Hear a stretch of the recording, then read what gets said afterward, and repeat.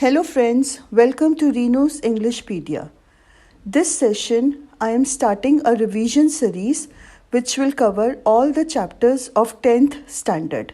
Since the number of days for the forthcoming examinations are very less, it is my aim that I post at least 9 to 10 chapters daily. They may be a combination of chapters and poems so that complete revision can be achieved by the students. I hope that you enjoy these series. These are going to be actual classroom transactions, so there are going to be some places where students' voice is not audible, but I have ensured that I repeat all comments so that no point is missed by any of you. Happy studying.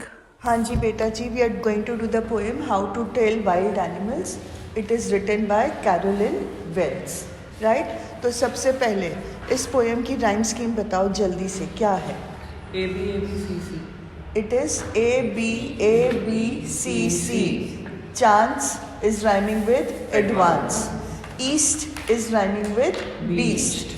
And dine is rhyming with lion. Right? It is not lion, it is lion. Okay. अब इस पूरी poem का basically ये poem का theme क्या है, मतलब इसका जो सब्जेक्ट मैटर है वो क्या है?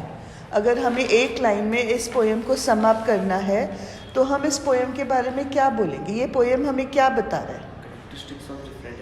It is telling us the characteristics of different animals and how they attack.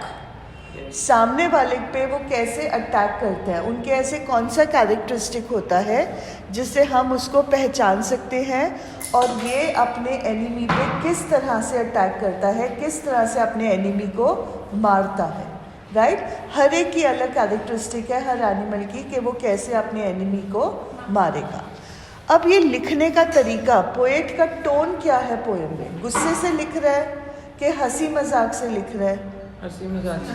तो हंसी मजाक के लिए वर्ड क्या है? ह्यूमरस. It is humorous. तो tone of the poem is humorous. Clear? Okay. Now themes पे हम आते हैं. Right? Already I have told you that इस पोएम में डिफरेंट कैरेक्टरिस्टिक्स हैं जो एक एनिमल को दूसरे एनिमल से डिस्टिंग्विश करते हैं, अलग अलग बताते हैं. फिर हमारे को ये जो पिक्चर प्रोवाइड की गई है एनिमल्स की, ये डल एंड बोरिंग है कि विविड और लाइवली है? डल नहीं है, हमें देख के नींद नहीं आती है, बट हमें ये पोएम पढ़ के मज़ा आता है. राइट? तो it is a vivid and lively picture. उसके बाद ये जो बताने का उनका तरीका है, ये हमने ह्यूमरस तो बोला ही है, इसके साथ साथ और क्या है? It is interesting and clever. Interesting तरीके से उन्होंने हमें एनिमल्स के बारे में बताया है. बहुत क्लेवरली उन्होंने हमें ऐसे कैरेक्टरिस्टिक्स बताए हैं जो हम जानते थे बट हमने कभी उस पर ध्यान नहीं दिया था. पोएम पढ़ के हम रियलाइज़ करते हैं कि वाकई जो बियर है वो हग करके आपको बिल्कुल चोक कर देता है. राइट? और आप मर जाते हो. टाइगर जो है वो पंजा मारता है, जो लेपर्ड है वो आपके ऊपर कूद जाता है. So that is the way that they kill us. तो ये बड़े लाइवली, बड़े इंटरेस्टिंग, बड़े क्लेवरली मैनर में पोएट ने हमारे को ये बातें बताई हैं. Okay.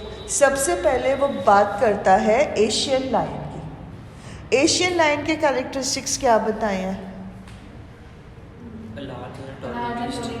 It's a tawny beast. Tawny beast मतलब light brown. Light yellowish brown. Tawny is yellowish brown. Right? और क्या उसके कैरेक्टरिस्टिक्स बताए हैं? और उसकी दहाड़ से क्या होता है?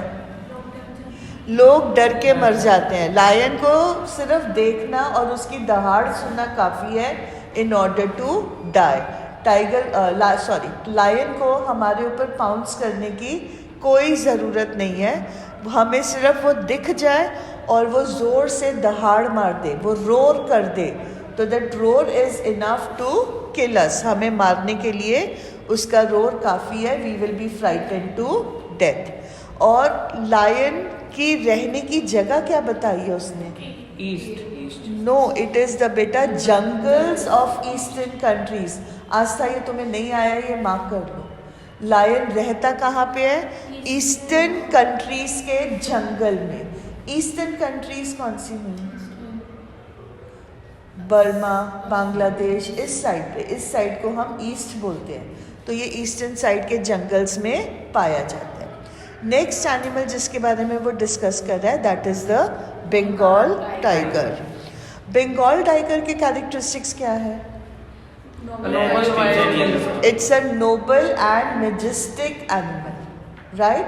मेजेस्टिक मतलब रॉयल एनिमल। मैंने कल भी बताया था कि जो टाइगर होता है ये रॉयल एनिमल है, ये जंगल का, सॉरी हाँ, जंगल का राजा है, राइट? जंगल का शेर नहीं, शेर जंगल का राजा होता है। हिंदी में मैं बहुत गड़बड़ करती हूँ, so please excuse me. Okay, अब टाइगर, हम सबको उसका फिजिकल अपीयरेंस पता है। Yes. क्या फिजिकल अपीयरेंस है? Black stripes. बेटा फिर गलत बोला। ब्लैक स्ट्राइप किसके ऊपर है? On yellow skin. Yellow skin with black stripes. आप बोलो black stripes with yellow skin, तो ये राइट है? No. नहीं ना। कैसी है? Yellow skin with black stripes. यहाँ पे मार्क्स जाते हैं कि आप लोगों को लिखने का ऑर्डर नहीं समझ में आता, ठीक है? और टाइगर कैसे किल करता है? वो दहाड़ मार के किल करता है कि लीप करके किल करता है? क्या करता है वो? He will eat you up. Tiger आपको देखेगा तो आपको सीधा वो खा जाएगा। According to Caroline Wells, tiger will eat you up and that is how you will die. Third वो बात कर रहे हैं लेपर्ड की। थर्ड एनिमल जो है वो लेपर्ड है। लेपर्ड की क्या फिजिकल कैरेक्टरिस्टिक्स हैं? How is it different from a tiger? Tiger have black stripe and Leopard has Black spots. brown spots, Brown spots. right? It has dark brown spots on a lightly colored body. Yellowish, lightish yellowish color की body होती है जिसके ऊपर brownish black color के dark spots होते हैं, right? और ये spots हमें कैसे नजर आते हैं? Like peppered पैटर्न में है। अब ये पेपर्ड पैटर्न किसको समझ में आया है? पेपर क्या होता है ये पता है? काली मिर्च. काली मिर्च। काली मिर्च नजर आ गया कैसी होती है? दाने दाने दाने दाने। Yes. अब सोचो दही के ऊपर या कढ़ी, सब कढ़ी ले लो, कढ़ी पीले रंग की है, Yes. उसके ऊपर मैं काली मिर्च के दाने डाल दूंगी तो वो कैसे नजर आएगा? Peppered, right?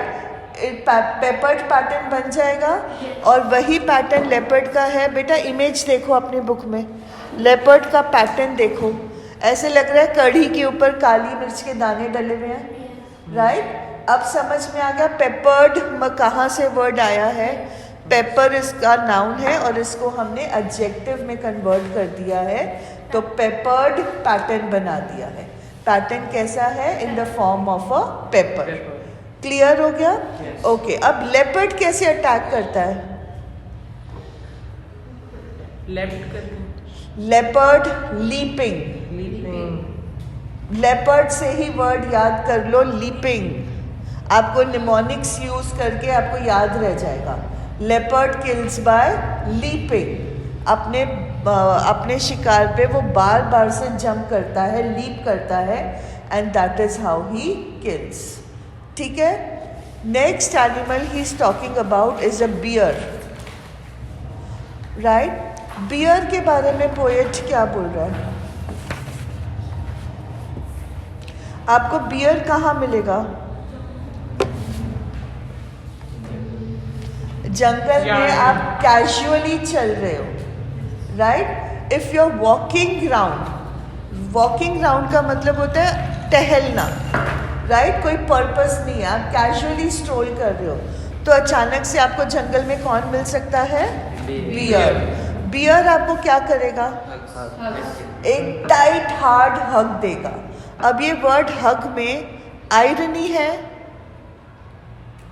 Yes. सोचो आयरनी क्या होता है?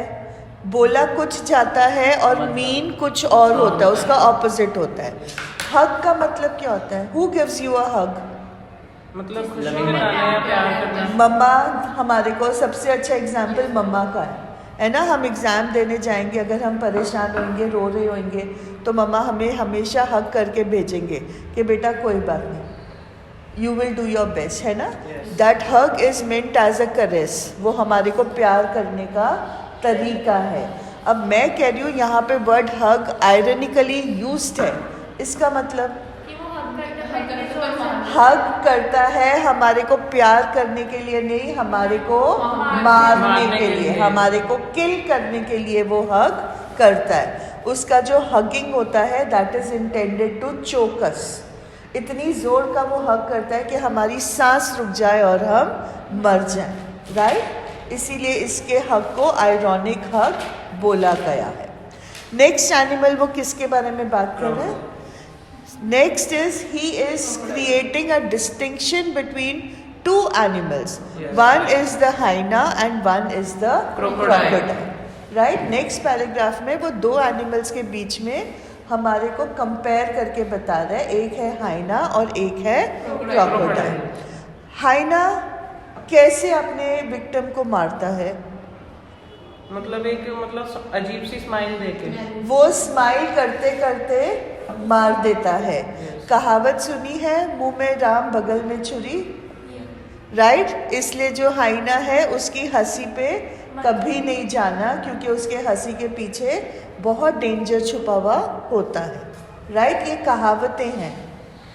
और क्रोकोडाइल आपको कैसे मारेगा? By weeping. एक तरफ वो आपको खा रहा होगा और दूसरी तरफ से उसकी आंखों से आंसू आ रहे होंगे. इससे भी एक इडियम बना है, crocodile tears. He or she is shedding crocodile tears. Crocodile tears idiom का मतलब क्या होता है? झूठे आंसू, झूठ मूठ का रोना. तो क्रोकोडाइल के टीयर्स कैसे है? झूठे. वो हमें खा भी रहा है, एंजॉय भी कर रहा है, और दिखावे के लिए वो रो भी रहा है. राइट. हमारी सोसाइटी इसी तरह के लोगों से भरी हुई है, जो चेहरे पे स्माइल करते हैं बट उनके अंदर बहुत ज़्यादा नेगेटिव बातें, हमारी डिस्ट्रक्शन वाली बातें चल रही होती हैं. लोग हमें डिस्ट्रॉय करते हैं और अफसोस जता रहे होते हैं हमारी डिस्ट्रक्शन पे. राइट. तो दैट इज़ यहाँ पे एक ह्यूमन लाइफ के साथ भी कंपैरिजन कहीं ना कहीं पे है. हाँ जी बेटे. मैम इन दोनों में भी आयरनी इस्तेमाल हो सकती है?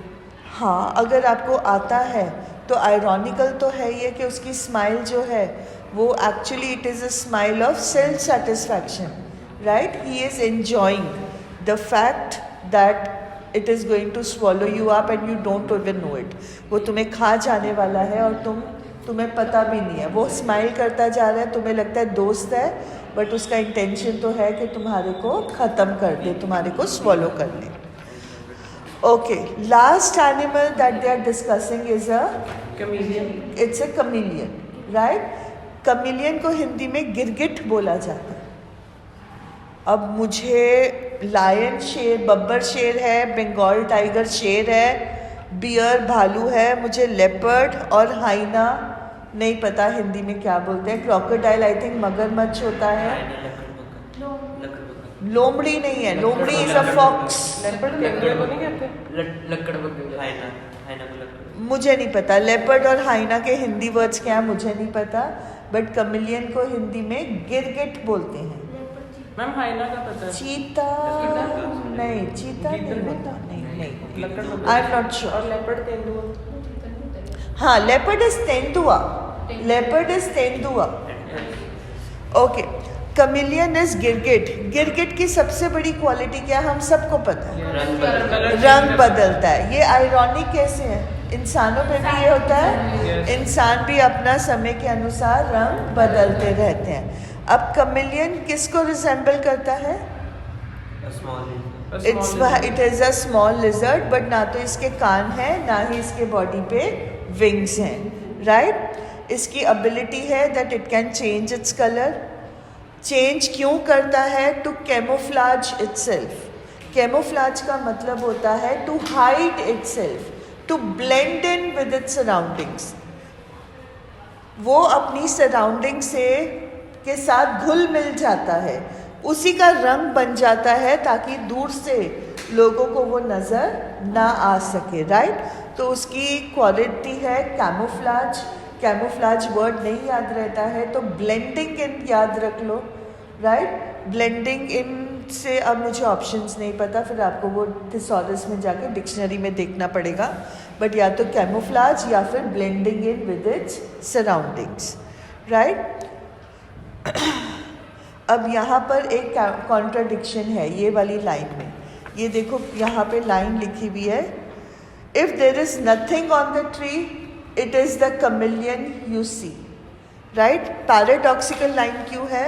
एक तरफ तो वो बोल रहे हैं कि ट्री पे कुछ भी नहीं है देखने के लिए, दूसरी तरफ वो बोल रहे हैं कि आपको अगर ट्री पे कुछ भी नहीं है देखने के लिए तो आपको वहाँ पे कमिलियन मिल जाएगा। अब ये बात क्यों बोल रहे हैं? क्योंकि कमिलियन बिल्कुल ट्री की तरह बन गया है, राइट। आपको उसमें से भेद करना, उसको पहचानना, उसको डिस्टिंग्विश करना, ये ऑलमोस्ट इम्पॉसिबल हो चुका है, तो इसीलिए बोला जा रहा है कि इट्स अ पैराडॉक्सिकल स्टेटमेंट। चलो, with this we come to the poetic devices. सबसे पहले आपको अंडरस्टैंड करना है कि इस पोएम में there has been use of poetic license in 2 words. First paragraph में है डाइंग। डाइंग के स्पेलिंग क्या होते हैं? DYING। बट यहाँ पे क्या लिखे हैं? DYIN। क्यों लिखा है? जी क्यों नहीं लिखा है? Rhyming scheme in order to maintain the rhyming scheme. Dying को लायन के साथ राइम रहे, सलामत रहे, तो उस पोएट ने जी वर्ड को निकाल दिया है। इस फ्रीडम को अपने राइमिंग स्कीम के लिए हम स्पेलिंग्स बदल देते हैं, या स्ट्रक्चर के लिए, या मीटर्स के लिए, या बैलेंसिंग के लिए, तो उसको पोएटिक लाइसेंस बोला जाता है, राइट। अब उसने राइमिंग स्कीम के लिए यहाँ से जी हटा के उसको लायन के साथ राइम कर दिया। नेक्स्ट वर्ड जिसमें उसने पोएटिक लाइसेंस यूज़ किया है दैट इज़ लेप्ट एंड लेप। लेपर्ड के लिए जब उसने बात की है, राइट।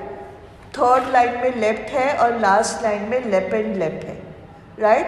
ये उसने इसलिए किया है, एक तो उसको उसकी सिमिलैरिटी दिखानी है विद द लेपर्ड, वो शो करना चाहते हैं लेप और लेपर्ड बड़े क्लोज बन जाते हैं, तो वो एक उनके बीच में रिश्ता बनाने के लिए वो उसके वर्ड्स को, स्पेलिंग्स को चेंज कर रहा है, right. So this is known as poetic licence. उसके बाद नेक्स्ट है आपका जो इसमें पोएटिक लाइसेंस यूज्ड है that is a novice might nonplus. ये वाली आपकी लाइंस हैं in when he is describing the I think it's the hyena, yes it's the hyena. Though to distinguish beast of priest a novice might nonplus.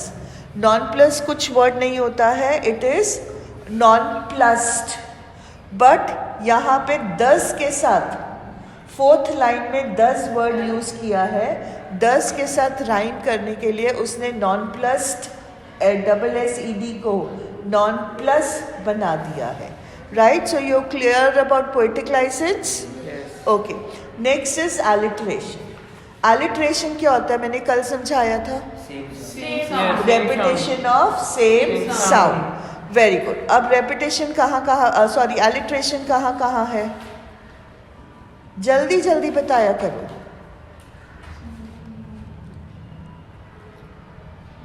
बेटा जी, it is roaming round, it is who hugs you very hard. जब वो beer की बात कर रहा है, hugs और हार्ड में ह साउंड रिपीटेड है, रोमिंग राउंड में र साउंड रिपीटेड है।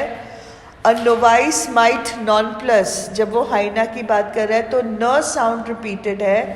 And if when you are walking round your yard, जब वो कमिलियन की बात कर रहा है, कमिलियन की नहीं, कहाँ की? It is talking about the bear, yes. Be sure it is a bear. बेटे ब साउंड को ना हम वर्ड नहीं मानते, इट्स अ वर्ब, और वो भी एक हेल्पिंग वर्ब काइंड में है, राइट। तो कहने को कह सकते हो बट इट्स नॉट दैट, मतलब बहुत वेग है, right?